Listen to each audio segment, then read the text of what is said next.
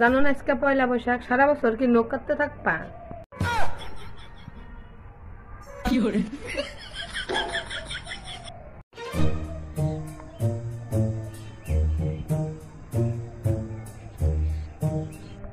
আজকে পয়লা বৈশাখ, তুমি 10টার সময় উঠে দাঁত মাজতেছ, সারা জীবন কি তুমি পয়লা 10টার সময় দাঁত মাজতে থাকবা এক বছর ধরে?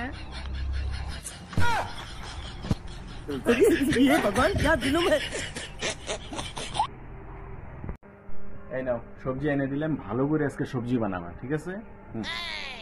সবজি আনছো পয়লা বৈশাখ আজকে? তুমি কি সারা বছর আমাদের সবজি খাবার শেষ করে চাও?